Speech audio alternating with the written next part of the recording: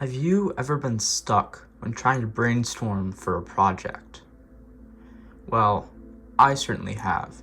My name is Pouch of Randomness, and I'm a game designer. And if you know anything about game design, it takes a lot of ideas, and it takes a lot of cutting ideas and coming up with new ideas. And I really learned that there are 5 main ways that I can come up with ideas in an efficient way. And so today I want to share those with you so that hopefully you will be able to use them too. So the first thing I want to talk about is writing. So this might be kind of annoying for some people, but I personally find it really helpful to just start writing sometimes. Just pull out a piece of paper, just start writing. And if I can't think of anything, just put the pencil on the paper, or the pen to the paper, or whatever I'm using, and just wait until an idea comes to me.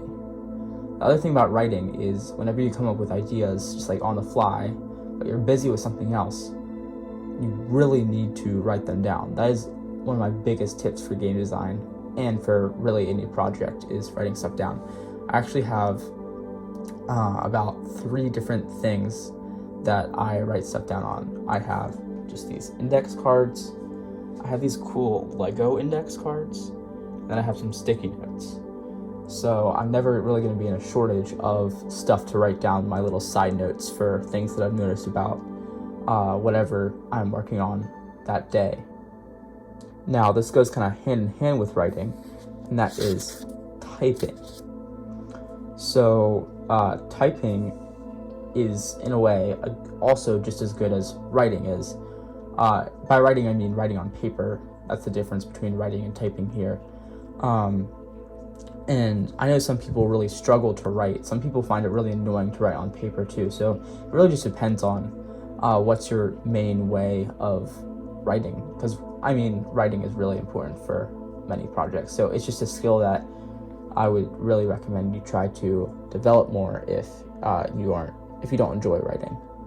But yeah, typing, that is another alternative to just writing on paper. So yeah, definitely give that a shot. I would say Docs is what I use, Google Docs most of the time, but Microsoft Word is also pretty good. There's a bunch of different things you can use to write.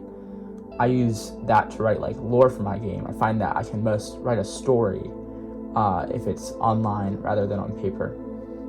Next up, cannot stress how important this one is, sketching. All ideas for my characters in my game have to start somewhere, and usually the place that they start is I'm just doodling on some random note because I'm bored or something.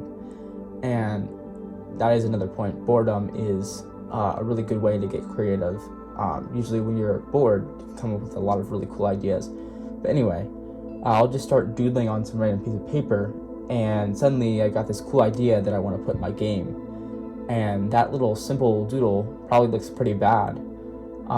It's just like a basic sketch on some paper. Eventually turns into a playtest card for my game, and then eventually turns into a final art, which will actually go on the cards in my game. And many people will see those. So that's how I really kind of format the ideas for my character design, especially, is just with sketches. And this might actually apply to people who are writing like novels, for example. It might actually be good for them to try sketching characters out, because that might help them kind of envision what the character looks like, what kind of, like the vibe that they give off, if you know what I mean. So yeah, sketching is very helpful.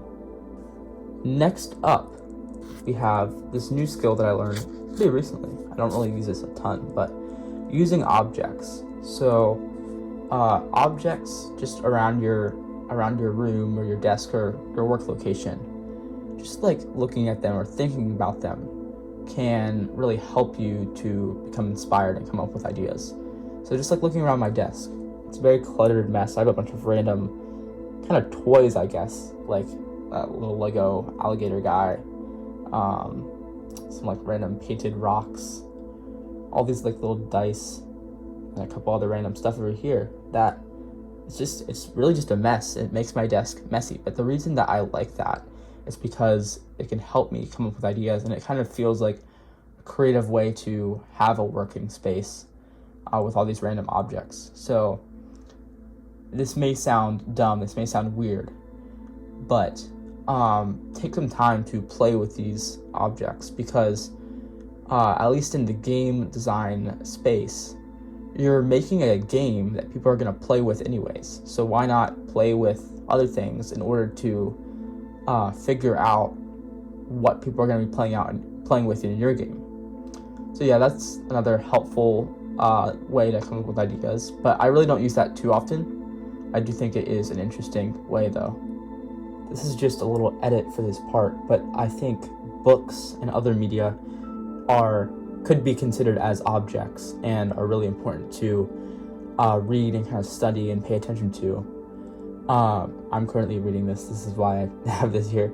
But both fiction and nonfiction are very important, I think, to pay attention to. I know some people don't like reading, but it really is a good way to come up with ideas, get inspiration. And I know Epic Underworlds talks about this a lot in some of his videos, so I want to say yeah, kudos to you, because it's kind of your thing, but I wanted to include this here as well.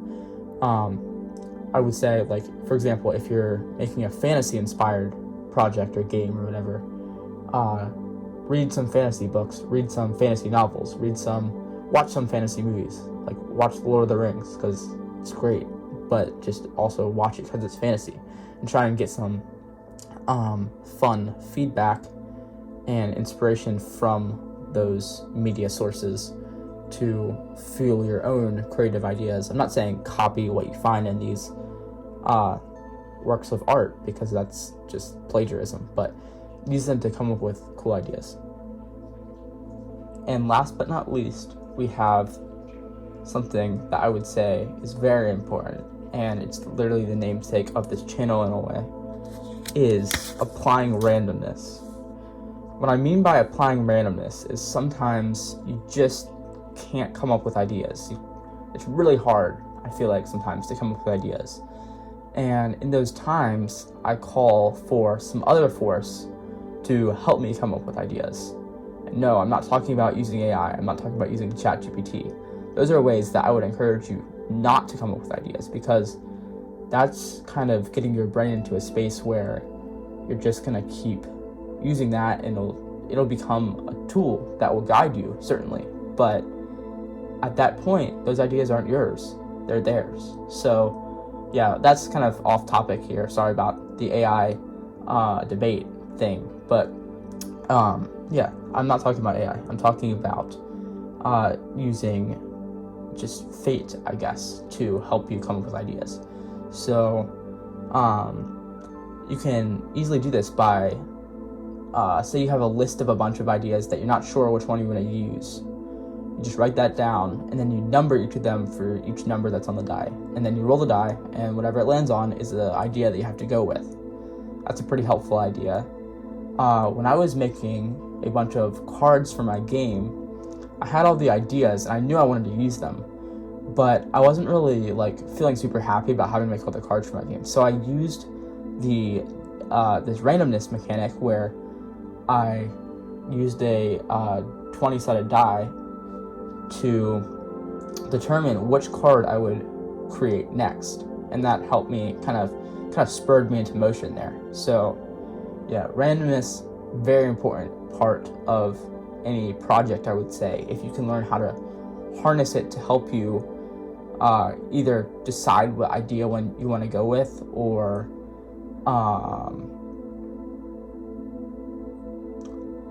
to spur you into action. And there's actually another way that I would say you could use it. Like, it kind of goes with the first thing that I said, but you can use I don't know if you've ever seen those monster creator list things, where you roll a die to determine, oh, it has this hairy feet, or it has this horny head, or whatever. You can basically do that to come up with character ideas and use randomness in that way, but I'm sure it could be applied to many things. So yeah, think about randomness as using charts and other tools and dice to help you come up with a solution to the problem of coming up with ideas.